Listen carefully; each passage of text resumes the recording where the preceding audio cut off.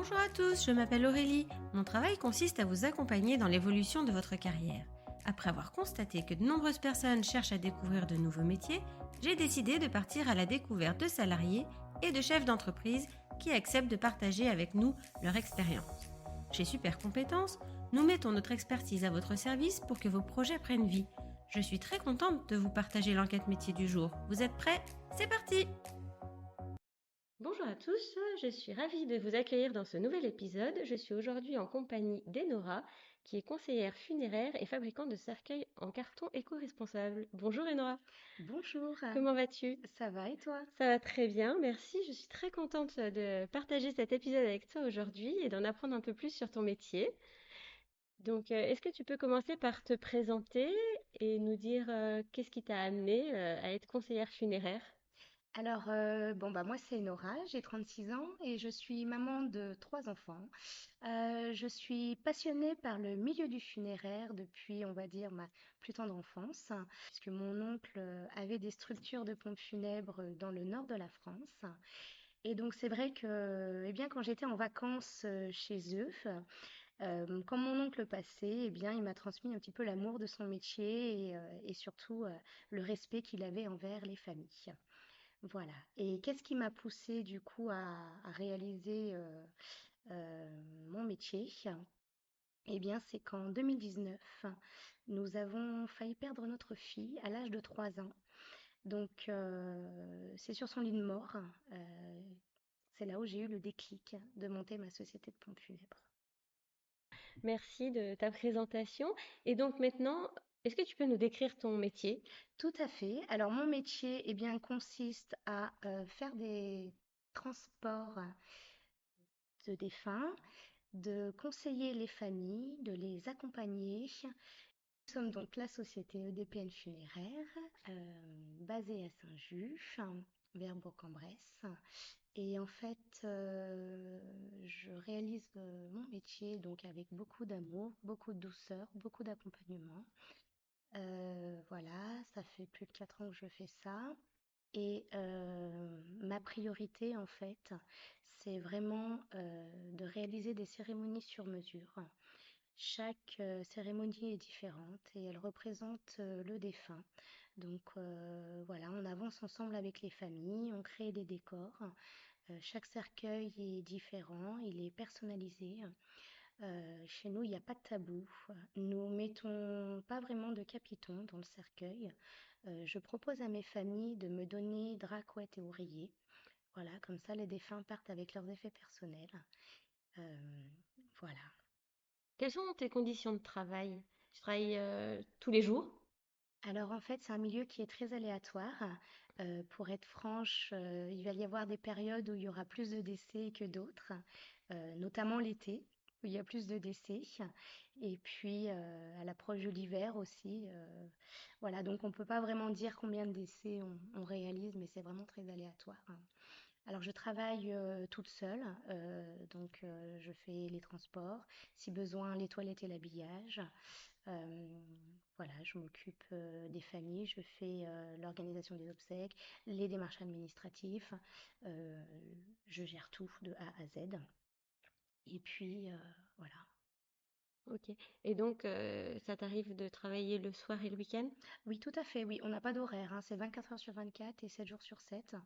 Je pense que c'est très important puisque, petite anecdote, il y a une fois, voilà, je me suis occupée d'une famille et puis je leur ai dit, bah, écoutez, si vraiment vous avez une angoisse, voilà, un besoin, à n'importe quelle heure, vous m'envoyez un message ou vous m'appelez, je suis là.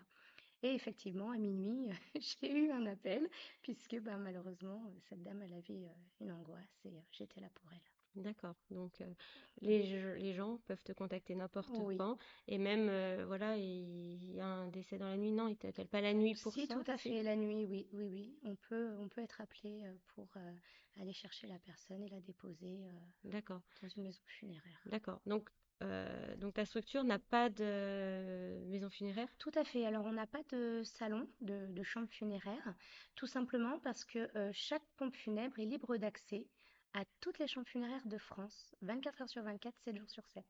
D'accord. Voilà. Donc, ça ne change absolument rien à l'accompagnement et à l'organisation de la cérémonie. D'accord, donc en fait, tu te mets d'accord avec la chambre funéraire, tu loues un espace? Tout à fait, c'est ça. D'accord. On est, on va dire, sous-traitants, enfin, ils sont sous-traitants un court instant. D'accord. Ouais. Et c'est donc toi, t'as pas de partenariat fixe, c'est les Ah familles qui non, c'est les choisissent, hein? familles qui choisissent leur chambre funéraire. D'accord. Donc, on n'est pas marié à un secteur. Si il y a une famille qui souhaite faire toutes les démarches administratives et les obsèques dans le sud ou dans le nord, enfin peu importe, parce que ils ont toute la famille là-bas, eh bien, nous on le fait. D'accord. Donc tu te déplaces jusque Voilà, dans le sud, par tout à exemple. fait. On n'est pas, Vous êtes mobile. ouais, on est mobile géographiquement, ouais, ouais, ouais. D'accord.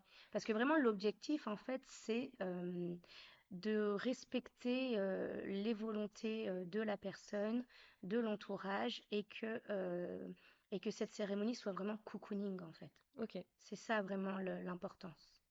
Très bien. Et concernant du coup la partie cercueil que vous Oui, fabriquez, oui, donc ils sont en carton. oui, tout à fait. Donc en fait, ce sont des cercueils en carton qui sont fabriqués en France. Euh, voilà. Et donc ils arrivent à plat dans notre atelier. Et c'est mon mari qui monte les cercueils à la main. Il met 3h30 par cercueil, donc c'est vraiment du travail artisanal et local. Voilà, ils sont personnalisés. Donc à savoir que on peut nous donner une photo et cette photo on peut la retranscrire sur le cercueil. Les modèles sont à l'infini. On n'est pas obligé de prendre un modèle qui est dans le catalogue. Ensuite, les poignées sont fabriquées par des personnes handicapées, donc qui se trouvent en France aussi. Et nos capitons sont fabriqués par des petites mains, des petites couturières. D'accord. Voilà. Donc c'est vraiment de l'artisanal, du local. Concernant les cols, on a des cols qui sont végétales, donc il n'y a pas de produits toxiques.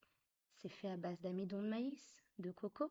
D'accord. Donc c'est vraiment, tout est éco-responsable, circuit court et local. D'accord. Et donc c'est des cercueils qui peuvent être utilisés aussi bien en crémation que sous terre? Alors, à la base, nos cercueils sont destinés uniquement à la crémation.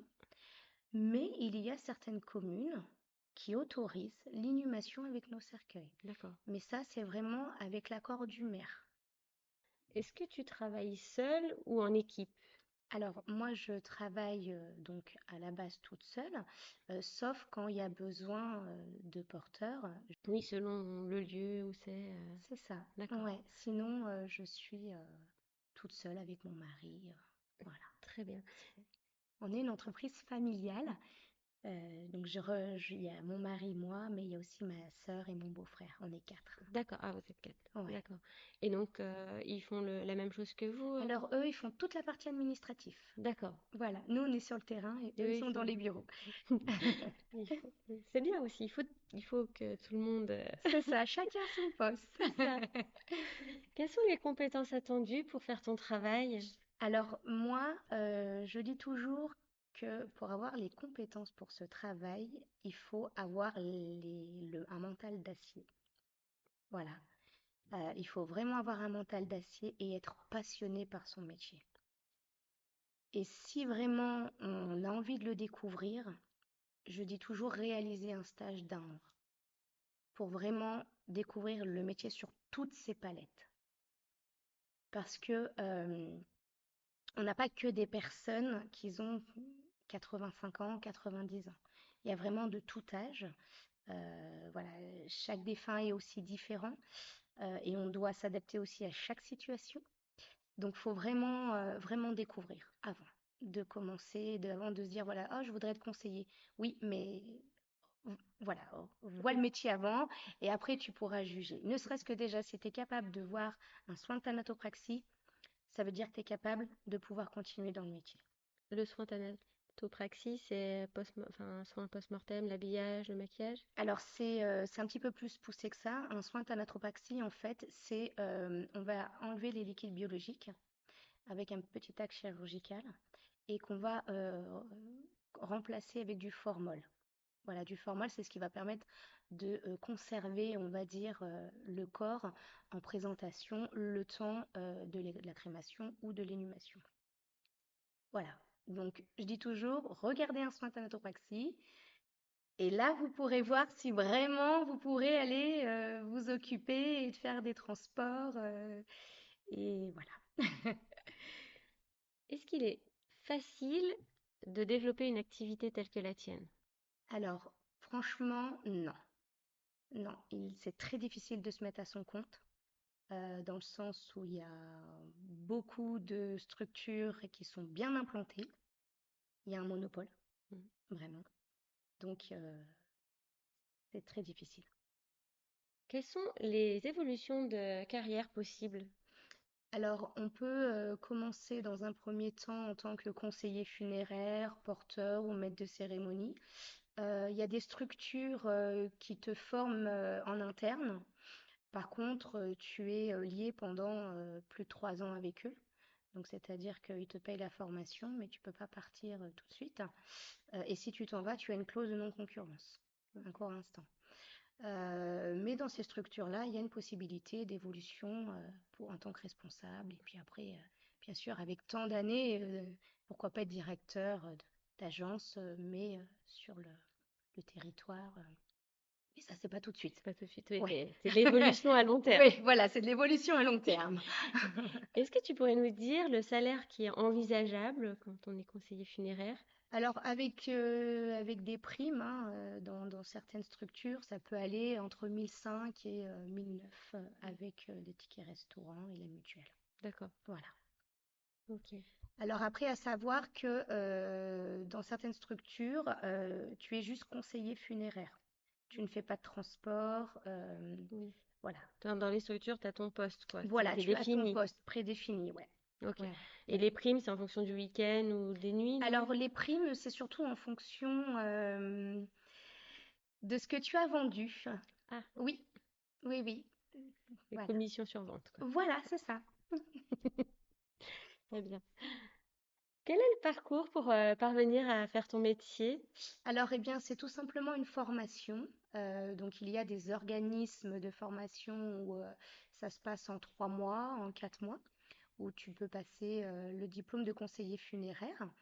Et maître de cérémonie, c'est en 15 jours. D'accord. Voilà, la formation, c'est 15 jours. Et porteur, 72 heures, il me semble.